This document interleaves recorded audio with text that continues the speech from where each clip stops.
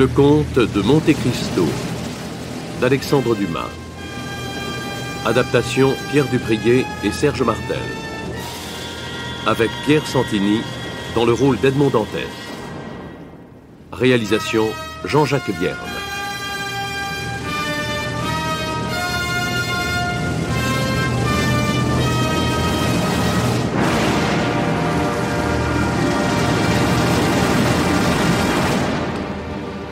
Aujourd'hui, 3e épisode, l'interrogatoire.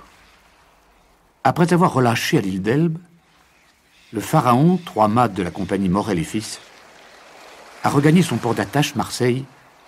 Le capitaine Leclerc, son commandant, est mort en mer, après avoir chargé son second, le jeune Edmond Dantès, d'une mission secrète. Remettre un paquet au grand maréchal Bertrand à Porto-Ferraio. Dantès, à qui tout semble réussir, s'est fait 2 ennemis. Danglars, le comptable de la compagnie, qui enrage d'apprendre que le jeune homme sera nommé capitaine du Pharaon, et Fernand, le Catalan, qui est amoureux sans espoir de la belle Mercédès, fiancée de Dantès.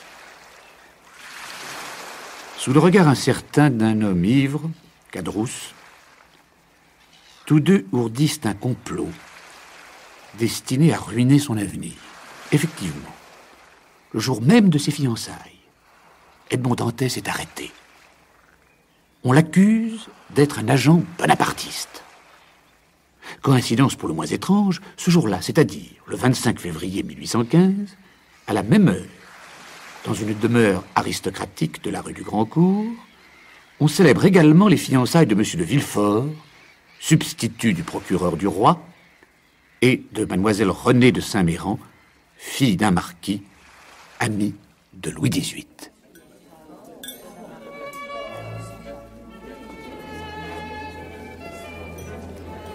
Et croyez-vous, il existe encore quelques fous pour prétendre aujourd'hui que Napoléon, petit roi de l'île d'Elbe, serait bien capable de reprendre les rênes de la France et de nous chasser. Après Moscou, après Leipzig, Billevesée, mon cher. Après son divorce avec Joséphine, la Bourgandie. Oh, certes non. Seule l'armée, Dieu et notre roi feront le salut de la France et le bonheur du peuple. Mes amis, mes chers convives, portons un toast à la santé de Sa Majesté Louis XVIII. Ah, s'ils nous voyaient, ils seraient bien obligés d'en convenir, tous ces révolutionnaires qui nous ont chassés, que notre roi à nous était bien véritablement Louis le Bien-Aimé, tandis que leur usurpateur à eux n'a jamais été que Napoléon le Maudit. N'est-ce pas, monsieur de Villefort? Oh, pardonnez-moi, madame la marquise, je n'étais pas à la conversation. Allons, très cher, laissez donc ces enfants. Il est bien naturel qu'à la veille de leur mariage, ils aient à parler d'autre chose que de politique. Je vous demande pardon, ma mère. Je vous rends, monsieur de Villefort, que j'avais accaparé pour un instant. Je me tiens prêt à vous répondre, madame. Je disais, monsieur de Villefort, que les bonapartistes n'avaient ni notre conviction, ni notre enthousiasme, ni notre dévouement. Oh, madame, ils ont du moins quelque chose qui remplace tout cela. C'est le fanatisme. Napoléon est le Mahomet de l'Occident. C'est pour tous ces hommes vulgaires, mais aux ambitions suprêmes, non seulement un législateur et un maître, mais encore un type. Le type de l'égalité. Napoléon, le type de l'égalité? Et que ferez-vous donc de monsieur de Robespierre? Il me semble que vous lui volez sa place pour la donner aux Corses. C'est cependant bien assez d'une usurpation, ne trouvez-vous pas? Non, madame, je laisse chacun sur son piédestal. Robespierre, place Louis XV, sur son échafaud. Napoléon, place Vendôme, sur sa colonne. Seulement l'un a fait de l'égalité qui abaisse et l'autre de l'égalité qui élève. L'un a ramené les rois au niveau de la guillotine, l'autre a élevé le peuple au niveau du trône. Et cela explique comment tout tombé qu'il est pour ne se relever jamais, je l'espère. Napoléon conserve ses séides. Que voulez-vous, Cromwell, qui n'était que la moitié de tout ce qu'a été Napoléon, avait bien les siens. Savez-vous que ce que vous dites là, Villefort, sans la révolution du milieu? Oh, mais je vous pardonne. On ne peut pas être fils de Girondin et ne pas conserver un goût de terroir. Mon père était Girondin, madame, c'est vrai. Mais il n'a pas voté la mort du roi. Mon père a été proscrit par cette même terreur qui vous proscrivait. Et peu s'en est fallu qu'il ne portât sa tête sur le même échafaud qui avait vu tomber celle de votre père. Oui, seulement c'était pour des principes diamétralement opposés. La preuve, c'est que toute ma famille est restée attachée aux princes exilés, tandis que votre père a eu hâte de se rallier au nouveau gouvernement. Et qu'après que votre père, le citoyen Noirtier, ait été girondin, le comte Noirtier est devenu sénateur. Ma mère, vous savez qu'il était convenu qu'on ne parlerait plus de ces mauvais souvenirs. Madame, je me joindrai à ma fiancée pour vous demander bien humblement l'oubli du passé. Je me suis séparé non seulement de l'opinion, mais encore du nom de mon père. Mon père a été, ou est même peut-être encore, bonapartiste, et s'appelle Noirtier. Moi, je suis royaliste et m'appelle de Villefort. Bravo, Villefort. Bien répondu. Moi aussi, j'ai toujours prêché à la marquise l'oubli du passé. C'est bon, oublions.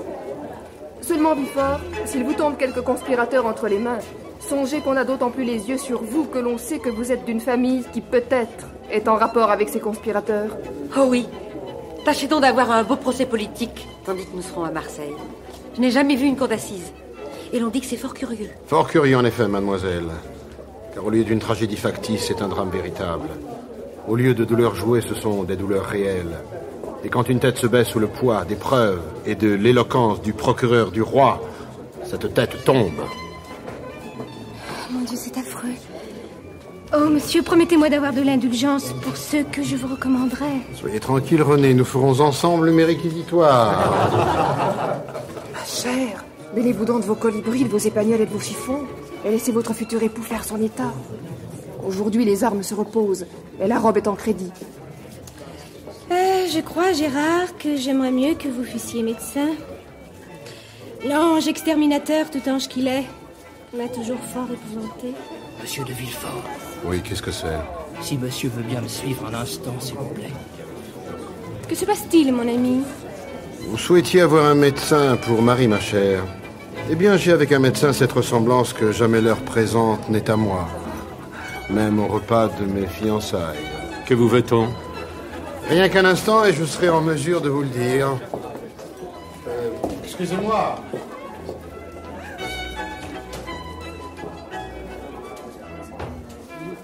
Ma chère Renée, croyez-moi, vous allez épouser un homme de grande qualité. Un noble cœur. Je n'en ai jamais douté. Savez-vous ce que le roi disait à mon père, il y a peu de temps? Villefort, remarquez que notre roi n'a pas prononcé le nom de Noirtier.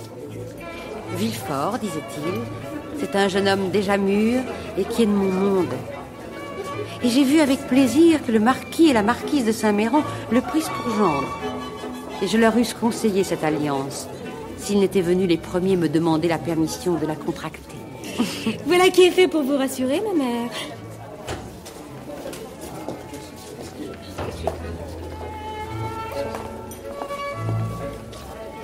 Alors, monsieur, pour quelle cause vous a-t-on dérangé? Un cas grave. Un homme risque l'échafaud. En vérité? Et de quoi s'agit-il? Quelle coïncidence. Ah oui, dites-nous. On vient de découvrir un petit complot bonapartiste. Est-ce possible? Voici la lettre de dénonciation.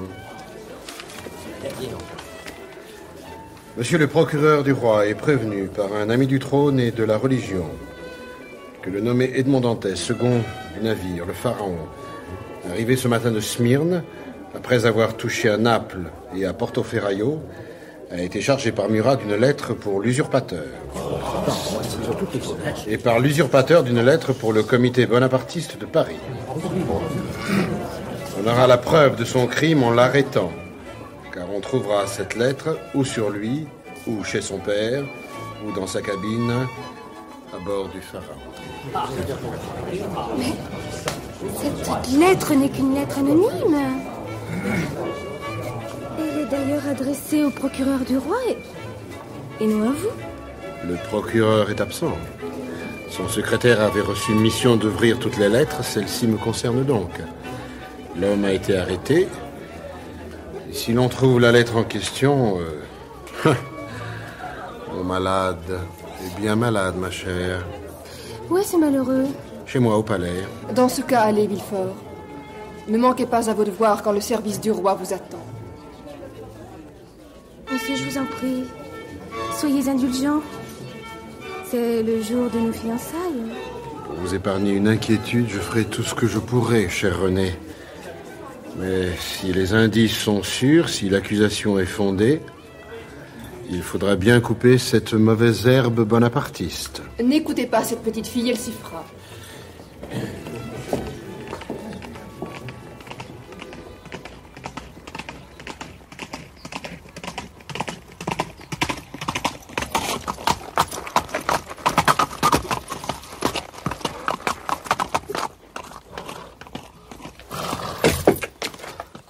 Voici, commissaire, vous avez bien fait d'arrêter cet homme.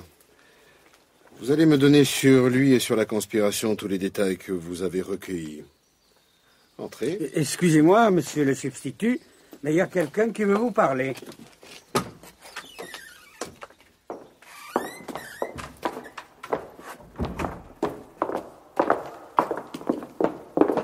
Monsieur Morel.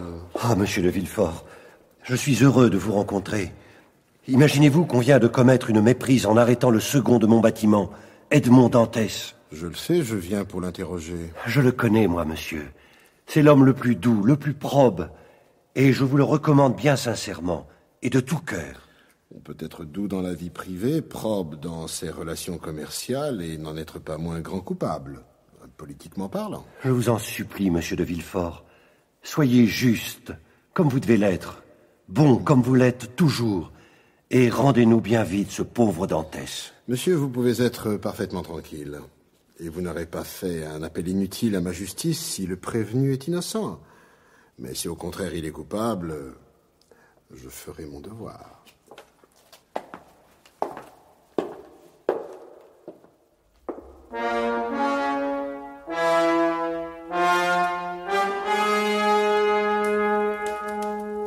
Qu'on amène le prisonnier. Oui, monsieur le substitut.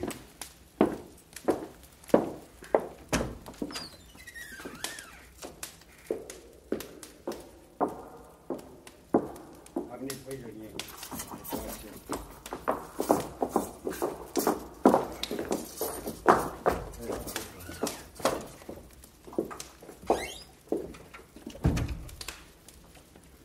Qui êtes-vous?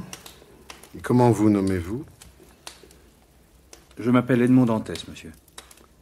Je suis second à bord du Pharaon, un navire qui appartient à messieurs Morel et fils. Votre âge? 20 ans. Que faisiez-vous au moment où vous avez été arrêté? J'assistais au repas de mes propres fiançailles, monsieur. Vos fiançailles? Oui. Oui, je suis sur le point d'épouser une jeune fille que j'aime depuis 3 ans. Étrange coïncidence. Elle fera grand effet à mon retour dans le salon des Saint-Méran.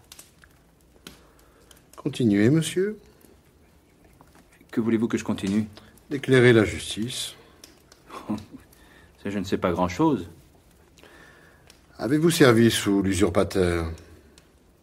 J'allais être incorporé dans la marine militaire lorsqu'il est tombé. On dit vos opinions politiques exagérées. On se trompe, monsieur. C'est presque honteux à dire, mais je n'ai jamais eu ce qu'on appelle une opinion politique. Je ne sais rien. Je ne suis destiné à jouer aucun rôle. Et si l'on m'accorde la place que j'ambitionne, c'est à monsieur Morel que je le devrai. J'aime mon père, je respecte monsieur Morel et j'adore Mercedes, ma fiancée. Voilà, monsieur, tout ce que je puis dire à la justice. Vous voyez que c'est peu intéressant pour elle. Oh, j'aime mieux cela. Mais vous connaissez-vous quelques ennemis? Des ennemis? J'ai le bonheur d'être trop peu de choses pour que ma position m'en ait fait. À défaut d'ennemis, peut-être avez-vous des jaloux. N'oubliez pas que vous allez être nommé capitaine à 20 ans. Voilà qui n'arrive pas à n'importe qui. Oui, vous avez raison. Vous devez mieux connaître les hommes que moi. Mais si ces envieux devaient être parmi mes amis, je préfère ne pas les connaître. Pour ne pas être forcé de les haïr. Vous avez tort, monsieur. Il faut toujours autant que possible voir clair autour de soi. En vérité, vous me paraissez un si digne jeune homme que je vais m'écarter pour vous des règles ordinaires de la justice et vous aider à faire jaillir la lumière en vous communiquant la dénonciation qui vous amène devant moi. Une dénonciation? Voici le papier accusateur. Reconnaissez-vous l'écriture? Oh non, monsieur. Elle est déguisée. Et cependant, elle est d'une forme assez franche. Je suis bien heureux d'avoir affaire à un homme tel que vous, car, en effet, mon envieux est un véritable ennemi. Répondez-moi franchement. Qu'y a-t-il de vrai dans cette accusation anonyme? Tout et rien. Voici la vérité pure sur mon honneur de marin, sur mon amour pour Mercédès, sur la vie de mon père. Eh bien, parlez. Et en quittant Naples, le capitaine Leclerc tomba malade d'une fièvre cérébrale. Comme nous n'avions pas de médecin à bord et qu'il ne voulut relâcher sur aucun point de la côte, sa maladie empira rapidement. Vers la fin du 3e jour, sentant qu'il allait mourir, il m'appela près de lui.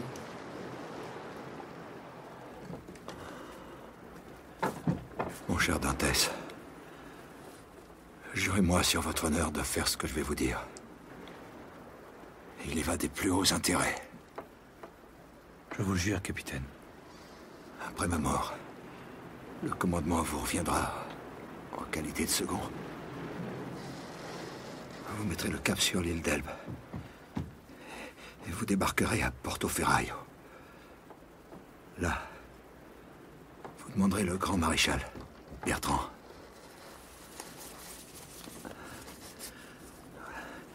Vous lui remettrez cette lettre. Peut-être vous donnera-t-on une autre lettre. Et vous chargera-t-on de quelques missions. Cette mission qui m'était réservée, Dantès, vous l'accomplirez à ma place. Et tout l'honneur en sera pour vous. Je le ferai, capitaine. Mais peut-être n'arrive-t-on pas aussi facilement que vous le pensez auprès du grand maréchal. Prenez cette bague. Vous la lui ferez parvenir.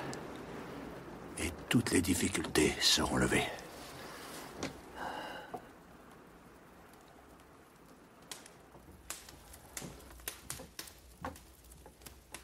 Et que fîtes-vous alors?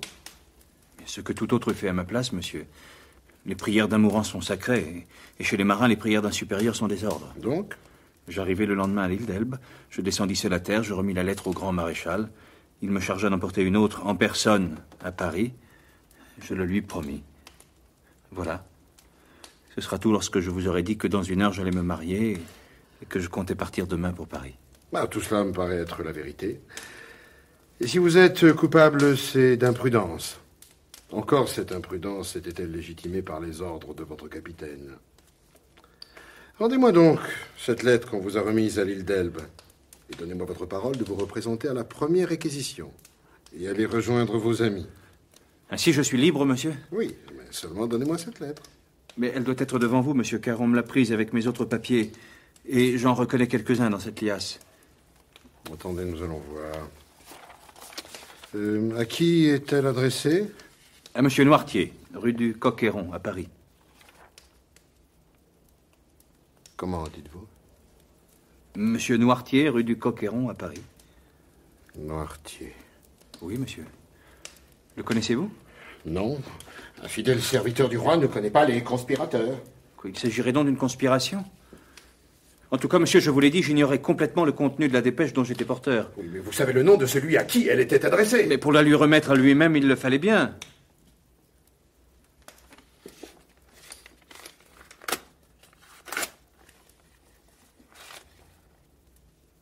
Vous n'avez montré cette lettre à personne? Oh, personne, monsieur, sur l'honneur. Et personne ne sait que vous étiez porteur d'une lettre venant de l'île d'Elbe et adressée à monsieur Noirtier? Mais personne, excepté celui qui me l'a remise. C'est encore trop. Oh, mon Dieu. Mais qu'est-il donc, monsieur? Vous pâlissez, votre visage ruisselle de sueur. Vous ne savez pas ce que contient cette lettre, n'est-ce pas? Mais non, sur l'honneur, je le répète, je l'ignore. Mais qu'avez-vous, monsieur? Vous allez vous trouver mal. Voulez-vous que je sonne? Voulez-vous que j'appelle? Non, ne bougez pas, ne dites pas un mot. C'est à moi de donner des ordres ici. Mais c'était pour vous venir en aide. Je n'ai besoin de rien.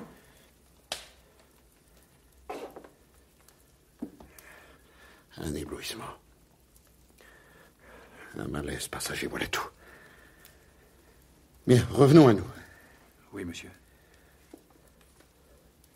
S'il sait ce que contient cette lettre, et qu'il n'apprenne jamais que Noirtier, le père de Villefort, je suis perdu. Perdu. Au nom du ciel, monsieur, si vous doutez de moi, si vous me soupçonnez, interrogez-moi, je suis prêt à vous répondre. Les charges, les plus graves résultent pour vous de votre interrogatoire. Je ne suis donc pas le maître comme je l'avais espéré d'abord. De vous rendre à l'instant même votre liberté. Avant de prendre une pareille mesure, je dois consulter le juge d'instruction. En attendant, vous avez vu de quelle façon j'ai agi envers vous. Ah oui, monsieur. Et je vous en remercie, car vous avez été pour moi bien plutôt un ami qu'un juge.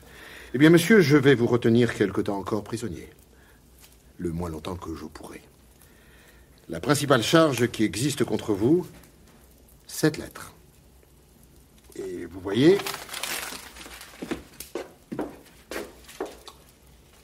je la brûle. Oh, monsieur, vous êtes plus que la justice. Vous êtes la bonté.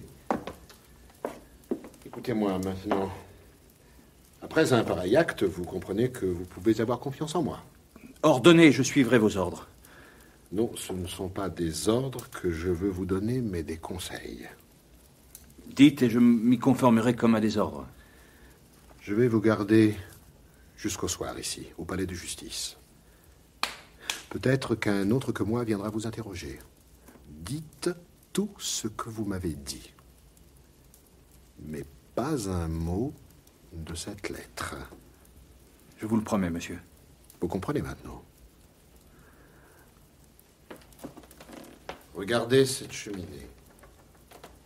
La lettre est anéantie, réduite en cendres. Vous et moi savons seuls qu'elle a existé. On ne vous la représentera pas. Niez-la donc si l'on vous en parle. Niez-la hardiment, et vous êtes sauvé. Je nierai, monsieur. Bien. C'était la seule lettre que vous eussiez? La seule, oui. Faites-en serment. Je le jure.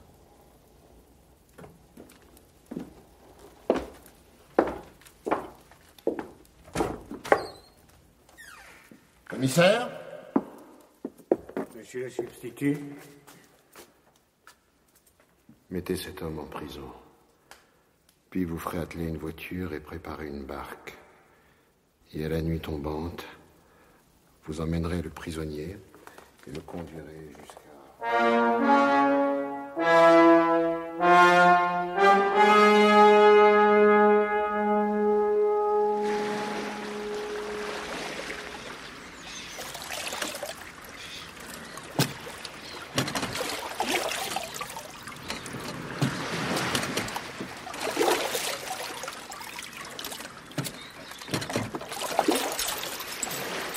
Où donc me menez-vous? Vous le saurez tout à l'heure. Mais encore? Il nous est interdit de vous donner aucune explication. Voici l'île Ratonneau et son phare. Et voici l'anse des Catalans. Oh, Mercedes. Mon amour. Camarade. Quoi encore? Au nom de votre conscience et de par votre qualité de soldat, je vous adjure d'avoir pitié de moi et de me répondre. Je suis le capitaine Dantès, bon et loyal français, quoique accusé de je ne sais quelle trahison. Où me menez-vous? Et dites-le. Et foi de marin, je me rangerai à mon devoir et me résignerai à mon sort. Vous êtes Marseillais et marin, et vous me demandez où nous allons? Ah oui, car sur mon honneur, je l'ignore. Ne vous en doutez-vous pas? Aucunement. Ce n'est pas possible. Je vous le jure, sur ce que j'ai de plus sacré au monde. Répondez-moi donc de grâce. Et la consigne? Qu'est-ce que vous en faites, vous, un marin? Mais la consigne ne vous défend pas de m'apprendre ce que je serai dans 10 minutes, ou dans une demi-heure, ou dans 1 heure peut-être. Ah, dame, c'est vrai? Alors? Je vous le demande comme si vous étiez mon ami. Regardez, je ne veux ni me révolter ni fuir, d'ailleurs je ne le puis.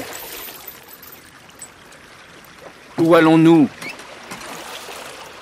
À moins que vous n'ayez un bandeau sur les yeux ou que vous ne soyez jamais sorti du port de Marseille, vous devez cependant deviner où vous allez. Non. Regardez autour de vous. Oh mon Dieu. Le château d'If. Mais qu'allons-nous faire, là? C'est vous, bien gardé par des gendarmes, qui me le demandez? Mais ce n'est pas vrai. On ne me mène pas là pour être emprisonné. Si, monsieur. Ce sont les ordres. Mais je n'ai commis aucun crime. Allons donc. Et le château d'If est une prison d'État destinée seulement aux grands coupables politiques. Oui, c'est bien ça. Mais dites-moi, est-ce qu'il y a des juges d'instruction, des magistrats quelconques au château d'If? Il n'y a qu'un gouverneur, des geôliers, une garnison et 2 bons murs. Mais vous osez prétendre qu'on me conduit au château d'If pour m'y emprisonner? C'est probable. Il est inutile, en tout cas, de me serrer si fort. Sans autre information, sans autre formalité. Les formalités sont remplies, l'information est faite. Ainsi, malgré la promesse de M. de Villefort... Ah, assez de questions. Je ne sais si M. de Villefort vous a fait une promesse, mais ce que je sais, moi, c'est que j'ai reçu mission de vous conduire au château d'If, et que présentement, je vous y conduis. Sous bonne garde.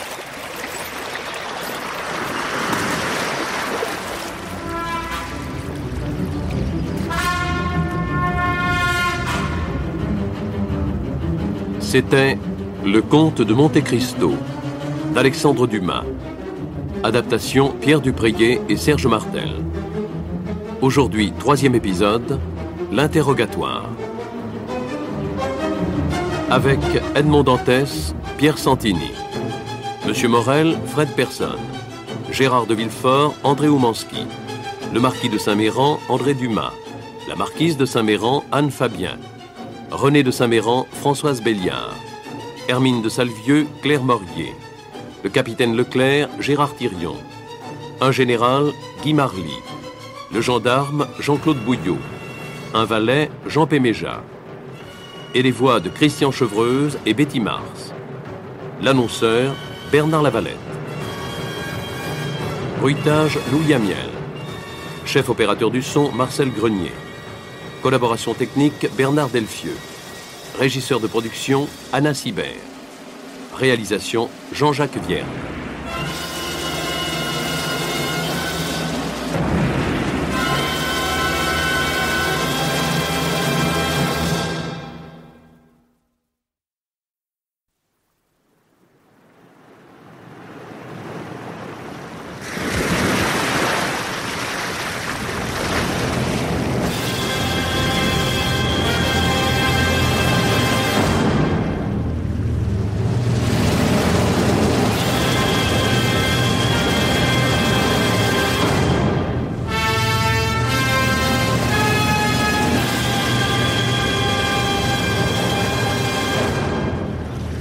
Le Comte de Monte Cristo d'Alexandre Dumas. Adaptation Pierre Dupriez et Serge Martel. Avec Pierre Santini dans le rôle d'Edmond Dantès. Réalisation Jean-Jacques Vierne.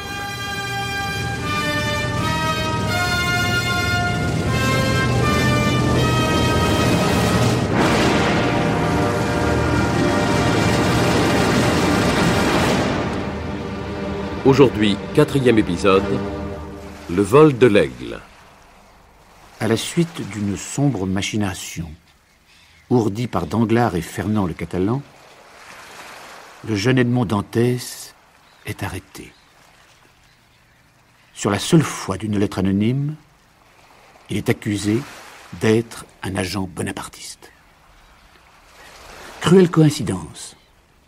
Dantès est interrogé par le substitut du procureur du roi, Gérard de Villefort, qui célébrait ses fiançailles avec une jeune aristocrate Renée de Saint-Méran, le même jour que lui, Dantès, célébrait les siennes avec la belle Mercédès. Au cours de cet interrogatoire, Villefort découvre avec effroi que, sans le savoir, Dantès détenait une lettre terriblement compromettante pour un certain Noirtier, agent bonapartiste notoire, qui n'est autre que son propre père. Réalisant les conséquences dramatiques que pourrait avoir pour lui la divulgation d'un tel document, Villefort brûle la lettre. Et, bien que convaincu de l'innocence d'Edmond Dantès, il le fait enfermer au château d'If. Nous sommes toujours le 25 février 1815, mais la journée ne va pas tarder à basculer vers le 26.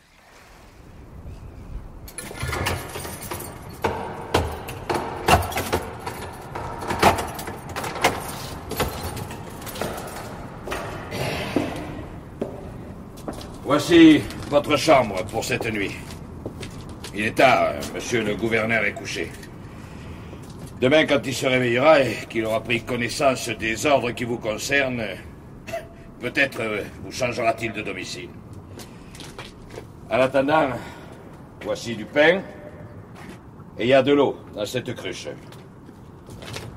Et de la paille, là, dans ce coin. C'est tout ce qu'un prisonnier peut désirer. Bonsoir.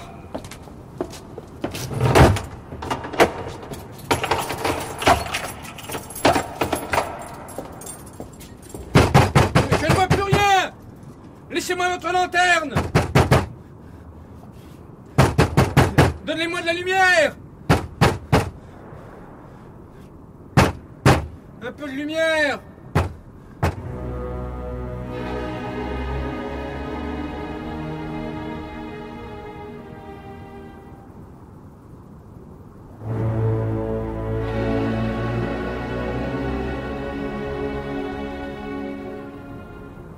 « 26 février 1815.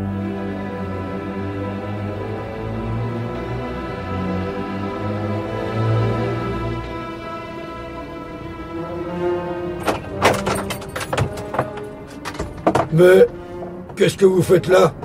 Debout? Vous n'avez donc pas dormi? Je ne sais pas.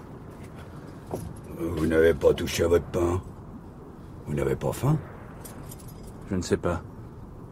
Vous voulez quelque chose? Oui. Je voudrais voir le gouverneur. Oh. Tous les mêmes.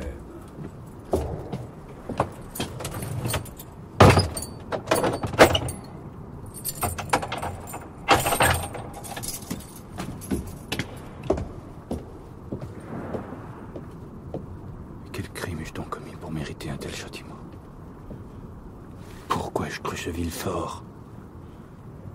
Pourquoi ne me suis-je pas jeté à la mer pour regagner Marseille à la nage? Il fallait tenter de fuir en Espagne, en Italie. Y faire venir Mercédès.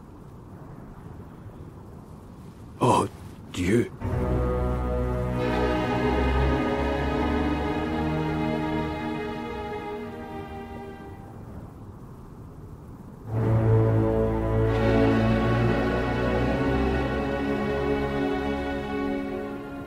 « 27 février 1815.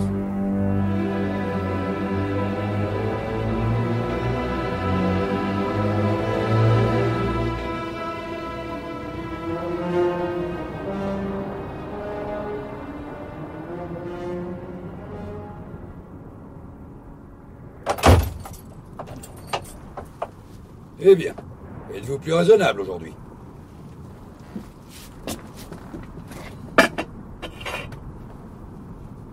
Allons, un peu de courage.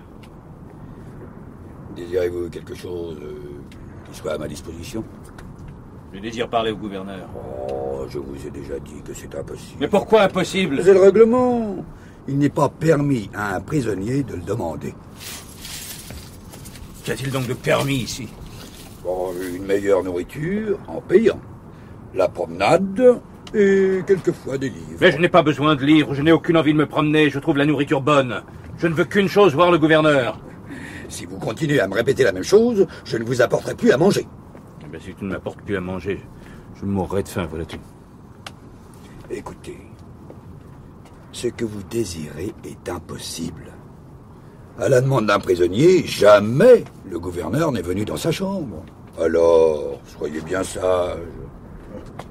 On vous permettra la promenade, et il est possible qu'un jour, pendant que vous vous promènerez, le gouverneur passe. Alors, vous l'interrogerez, et s'il veut vous répondre, Seul regarde. Combien de temps puis-je attendre ainsi que ce hasard se présente? Ah, dame. 1 mois, 3 mois, 1 an peut-être. Mais c'est trop long. Je veux le voir tout de suite. Ne vous entêtez pas. Ou avant 15 jours, vous serez fou. Ah, tu crois ça, toi? Eh oui, fou. C'est toujours comme ça que ça commence, la folie. Et nous en avons un exemple ici. C'est en offrant sans cesse 1 million au gouverneur, si on voulait le mettre en liberté, que le cerveau de l'abbé, qui habitait cette chambre avant vous, s'est détraqué. Et depuis combien de temps a-t-il quitté cette chambre? 2 ans. On l'a mis en liberté? Non, on l'a mis au cachot. Écoute, je ne suis pas un abbé, je ne suis pas fou. Peut-être le deviendrai-je, mais malheureusement à cette heure, j'ai encore tout mon bon sens. Je vais te faire une autre proposition. Laquelle? Je t'offre 100 écus. Si tu veux, la première fois que tu iras à Marseille, descendre jusqu'au Catalan et remettre une lettre à une jeune fille qu'on appelle Mercedes. Pas même une lettre. 2 lignes seulement. Écoutez, si je portais ces 2 lignes et que je sois découvert, je perdrais ma place, qui est de 1000 livres par an, sans compter les bénéfices et la nourriture. Non, je serais un grand imbécile de risquer de perdre 1000 livres pour en gagner 300. Eh bien, écoute et retiens bien ceci. Un jour, je t'attendrai caché derrière ma porte et au moment où tu entreras, je te briserai la tête avec cet escabeau. Posez cet escabeau. Lâchez ça! Les menaces à présent. Non, mais la tête vous tourne. L'abbé a commencé comme vous. Dans 3 jours, vous serez fou allié, comme lui. Ah, heureusement qu'on a des cachots au château d'If.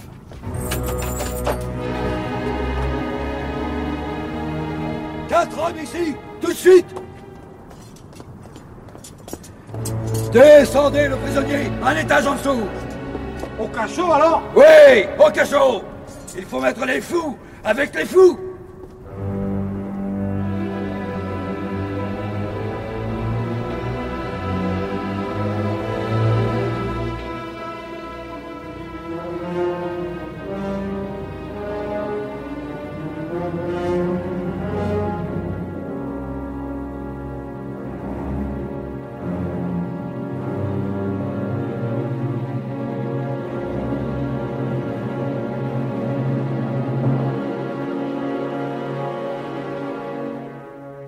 Le 3 mars 1815, à Paris, aux Tuileries. Vous disiez, monsieur? Que je suis on ne peut plus inquiet, sire. Ah, de quoi s'agit-il? Sire, j'ai tout lieu de croire qu'un orage se forme du côté du Midi. Je vous crois mal renseigné, mon cher duc. Je sais au contraire qu'il fait très beau temps de ce côté-là. Excusez-moi, sire, mais je crois ne pas avoir tout à fait tort en craignant quelques tentatives désespérées. De la part de qui? De Bonaparte. Ensuite? Ce ne sont pas de simples bruits. C'est un homme bien pensant, méritant toute ma confiance, et chargé par moi de surveiller le Midi, qui arrive en poste pour me dire « Un grand péril menace le roi ». J'ai là sous la main un rapport du ministre de la Police en date d'hier, qui... Son Excellence, Monsieur le ministre de la Police. Baron d'André, vous tombez à merveille. Si, ouais. Approchez, baron, et racontez au duc de Blacas ce que vous savez de plus récent sur Monsieur de Bonaparte.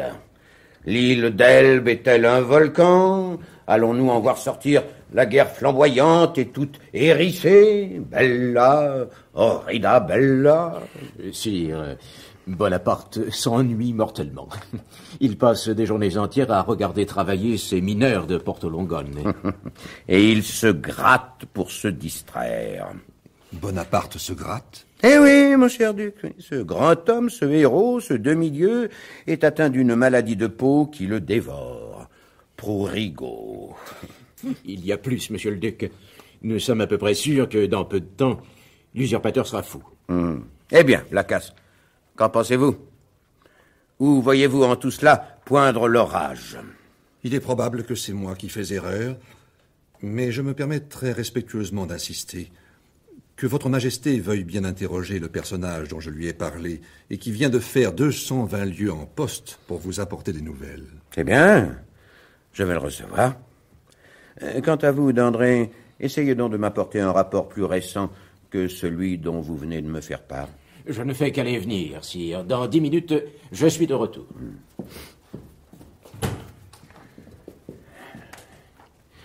Qui est ce messager? Ce jeune homme m'a été recommandé par monsieur de Salvieux. Le chambellan de mon frère? Lui-même. Il est à Marseille et c'est de là qu'il m'écrit. Vous parle-t-il aussi de cette conspiration? Non, mais il me recommande monsieur de Villefort et me charge de l'introduire auprès de votre majesté. Votre messager s'appelle monsieur de Villefort? Oui, sire. Que ne me disiez-vous son nom tout de suite? Mais sire, je croyais ce nom inconnu de votre majesté. Parbleu. Vous connaissez le nom de son père? Son père? Mais Noirtier. Noirtier? Le Girondin, Noirtier le sénateur? Mais, justement. Et de son fils, vous avez fait un magistrat? Villefort est un ambitieux. Pour arriver, il sacrifiera tout, même son père. Eh bien, Blacas, faites-le venir. Bien, sire. Entrez, monsieur Villefort. Sire. Monsieur de Villefort, il paraît que vous avez quelque chose d'important à nous dire. Oui, sire, important. Grave. Parlez. J'ai découvert dans le ressort de mes fonctions une conspiration véritable, une tempête qui ne menace rien de moins que le trône de votre majesté. Sire, l'usurpateur arme 3 vaisseaux. À cette heure, il doit avoir quitté l'île d'Elbe. Or, votre majesté n'ignore pas que Bonaparte a conservé des relations avec la France. Oui, je le sais. J'ai été tenu informé des réunions bonapartistes qui s'étaient déroulées rue Saint-Jacques et d'un certain complot. Sire, cette fois, j'ai peur que ce soit plus qu'un complot. J'ai peur que ce soit une conspiration. Rassurez-vous, monsieur. Bonaparte est exécré par la population. Et je suis sûr que s'il s'aventurait à mettre le pied sur le sol de France... Sire. Sire. D'André, que vous arrive-t-il? Sire. Parlez, baron. L'usurpateur. Il a quitté l'île d'Elbe le 28 février. Et il a débarqué le 1er mars.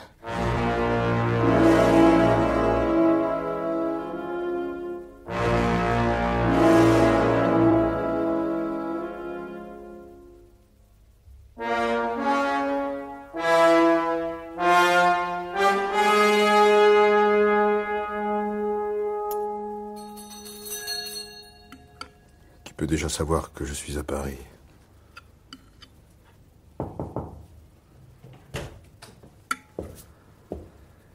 Qui a sonné, Germain, qui me demande? Un étranger qui ne veut pas dire son nom, monsieur. Que me veut-il? Il veut parler à monsieur. Il m'a nommé? Parfaitement. À quelle apparence a cet homme? C'est un homme d'une 50aine d'années. Pas petit, grand? De la taille de monsieur, à peu près. Brun ou blanc? Brun, très brun. Des cheveux noirs, des yeux noirs, des sourcils noirs. Et vêtu de quelle façon? D'une grande lévite bleue boutonnée de haut en bas et décorée de la Légion d'honneur. C'est lui. Eh, pardieu, voilà bien des façons.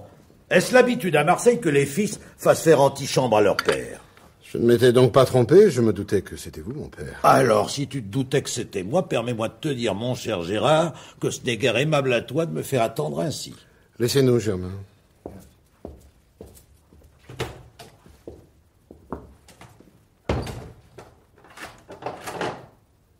Que faites-vous, mon père? Pourquoi verrouiller la porte? L'intimité, mon cher fils, l'intimité.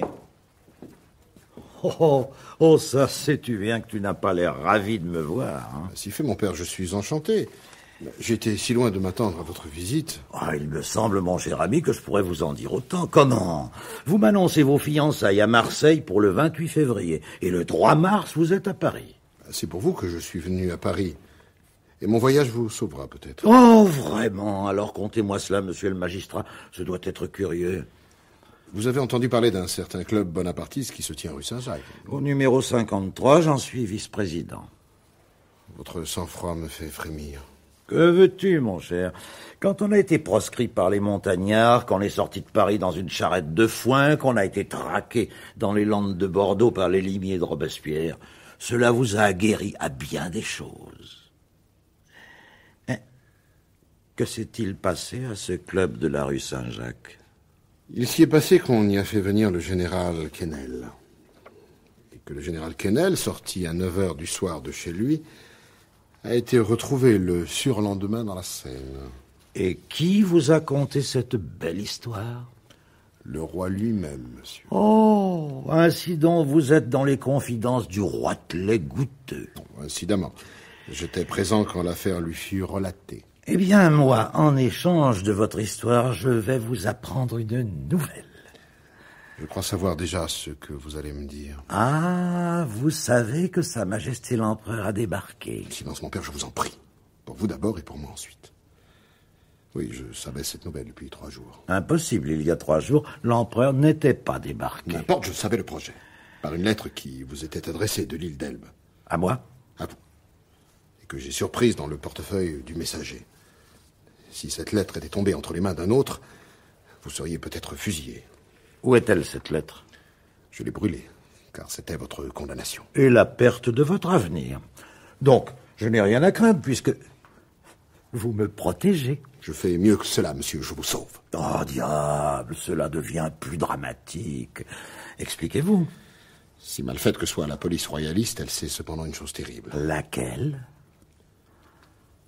Le signalement de l'homme qui, le matin du jour où a disparu le général Quesnel, s'est présenté chez lui. Et ce signalement, quel est-il? Teint brun, cheveux, favoris et yeux noirs, redingote bleue boutonnée jusqu'au menton, rosette d'officier de la Légion d'honneur, chapeau à large bord et canne de jonc. Oui. Évidemment, si l'homme n'est pas averti de tout ce que vous venez de me dire, mon fils, il sera pris tôt ou tard. Mais, averti, il l'est, n'est-ce pas? Alors, il va changer de visage et le costume. Votre rasoir, vite. Oh, le voilà. Ah. Et pendant que je me débarrasse de ces favoris gênants, sortez-moi une de vos redingotes. Oui, celle-là, la marron. Bien, avec cette forme évasée. Ah, je prendrai aussi ce chapeau de jeune homme à bord retroussé. Ah. Voilà. Eh bien, me voici glabre tout à fait. Aidez-moi à enfiler la redingote. Ah, merci. Le chapeau. Offrez-moi donc cette élégante badine de bambou. Merci. Et admirez. Votre redingote me va ravir. Eh bien, crois-tu que la police me reconnaisse maintenant? Non, mon père. Pas du moins, je l'espère. Maintenant, mon cher Gérard, je m'en rapporte à ta prudence pour faire disparaître tous les objets, tous les vêtements que je laisse à ta garde. Oh, soyez tranquille, ce sera fait. Merci. Et je vais te prouver que ton vieux père n'est pas un ingrat. Reverras-tu le roi? Peut-être. Veux-tu passer à ses yeux pour un prophète? Les prophètes de malheur sont malvenus à la cour. Oui, mais un jour ou l'autre, on leur rend justice. Donc, que dois-je dire au roi? Ceci. Sire, on vous trompe sur les dispositions de la France, sur l'opinion des villes, sur l'esprit des armées. Vous croyez l'ogre de Corse traqué, poursuivi et en fuite? Non, il vole, rapide comme l'aigle qu'il rapporte. Sire, partez! Abandonnez la France à son véritable maître, à celui qu'il n'a pas acheté, mais conquise. Partez, sire!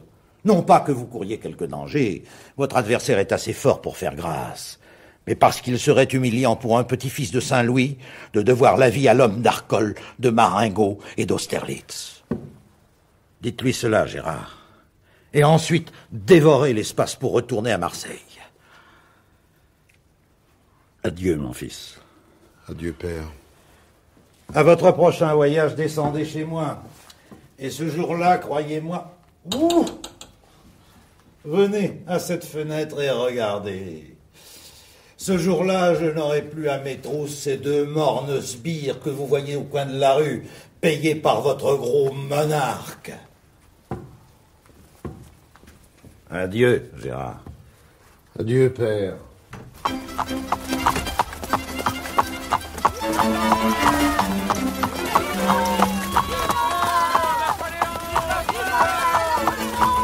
Que signifie ce cortège?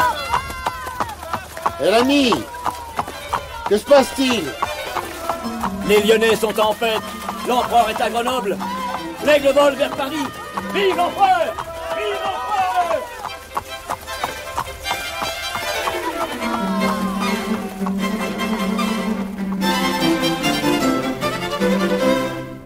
25 mars 1815. Vous vous rappelez sans doute que quelques jours avant qu'on apprit le débarquement de Sa Majesté l'Empereur, j'étais venu réclamer votre indulgence pour un malheureux jeune homme, second à bord de mon brick. Il était accusé de relations avec l'île d'Elbe. Ces relations, qui étaient un crime à cette époque, sont aujourd'hui des titres de faveur. Alors vous serviez Louis XVIII, et vous n'avez pas ménagé, monsieur, c'était votre devoir. Aujourd'hui, vous servez Napoléon et vous devez le protéger, c'est encore votre devoir. Je viens donc vous demander ce qu'est devenu ce jeune homme. Mais son nom? Edmond Dantès. Dantès, dites-vous? Edmond Dantès? Oui, monsieur. Un instant, s'il vous plaît.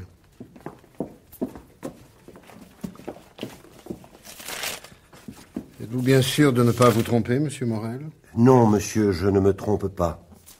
Souvenez-vous, il y a 4 semaines, je suis venu vous prier d'être clément, comme je viens aujourd'hui vous prier d'être juste pour le pauvre garçon. Vous m'aviez reçu assez mal, et répondu en homme mécontent. Ah, c'est que les royalistes étaient durs aux bonapartistes, en ce temps-là. Je croyais les Bourbons non seulement les héritiers légitimes du trône, mais encore les élus de la nation. Mais le retour miraculeux dont nous venons d'être témoins m'a prouvé que je me trompais. Le génie de Napoléon a vaincu. Le monarque légitime est le monarque aimé. Ah, vous me faites plaisir de me parler ainsi. J'en augure bien pour le sort d'Edmond. Attendez donc. Attendez, oui, j'y suis. C'est un marin, n'est-ce pas? Oui. Qui épousait une Catalane? Ah, oui. Oh, je me rappelle maintenant. Mais la chose était grave. Comment cela? Vous savez qu'en sortant de chez moi, il avait été conduit aux prisons du palais de justice. Oui, eh bien. J'ai fait mon rapport à Paris. J'ai envoyé les papiers trouvés sur lui. C'était mon devoir, que voulez-vous? Et 8 jours après son arrestation, le prisonnier fut enlevé. Enlevé? Mais qu'a-t-on pu faire de ce pauvre garçon? Oh, rassurez-vous, il aura été transporté à Fenestrelle, à Pignerol ou aux îles Sainte-Marguerite. Et un beau matin, vous allez le voir revenir prendre le commandement de son navire. Mais qu'il vienne quand il voudra, sa place lui sera gardée. Mais comment se fait-il qu'il ne soit pas encore revenu? L'ordre d'incarcération étant venu d'en haut, il faut aussi que d'en haut vienne l'ordre de mise en liberté. N'y a-t-il pas moyen de presser les formalités, maintenant que les bonapartistes ne sont plus hors la loi? Ne pouvez-vous me donner un conseil, monsieur? Certes, je puis vous en donner un, le seul d'ailleurs. Adresser une pétition au ministre. Oh, monsieur, nous savons ce que c'est que les pétitions. Le ministre en reçoit 200 et n'en lit point 4. C'est vrai. Mais il lira une pétition envoyée par moi, apostillée par moi, adressée directement par moi. Et vous vous chargeriez de faire parvenir cette pétition, monsieur? Mais avec le plus grand plaisir. Je vais d'ailleurs vous la rédiger. Vous auriez cette bonté? Ne perdons pas de temps. Nous n'en avons déjà que trop perdu. J'ai bon espoir, monsieur Morel, que cette démarche trouve une heureuse conclusion. Là, voilà qui est fait. Voulez-vous signer ici? Et cela partira bientôt, monsieur le substitut? Aujourd'hui même. Apostillé par vous? La meilleure apostille que je puisse mettre est de certifier véritable tout ce que je vous fais dire dans cette demande. Ah, je vous serai éternellement reconnaissant. Et maintenant, que faut-il faire? Attendre. Je réponds de tout. Allez en paix, monsieur Morel. À vous revoir. Oh, merci, monsieur. Merci.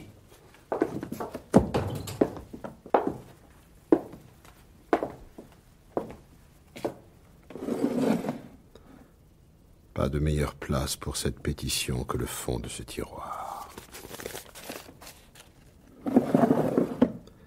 Si l'aigle tombe une seconde fois, Dantès est à tout jamais perdu.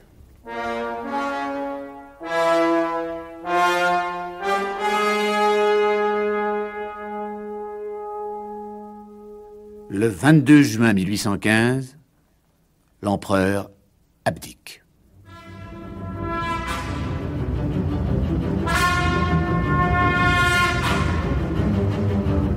C'était Le Comte de Monte Cristo d'Alexandre Dumas. Adaptation Pierre Duprier et Serge Martel. Aujourd'hui, 4e épisode, Le vol de l'aigle. Avec Edmond Dantès, Pierre Santini, Gérard de Villefort, André Oumanski, Monsieur Morel, Fred Persson, Noirtier, Pierre Olivier, le duc de Blacas, Philippe Moreau, le baron d'André, Maurice Travail, Louis XVIII, René Clermont, Germain, Roger Desmarres, le geôlier, Jacques Bouvier, le caporal, Jean Péméja, le gendarme, Jean-Claude Bouillot, l'huissier, Gérard Thirion, et les voix de Didier Conti, Guy Marly, Jacques Maire, Frédéric Cantrel, Marianne Laure. L'annonceur, Bernard Lavalette. Bruitage, Louis Amiel. Chef opérateur du son, Marcel Grenier. Collaboration technique, Bernard Delfieux. Régisseur de production, Anna Sibert. Réalisation, Jean-Jacques Vierge.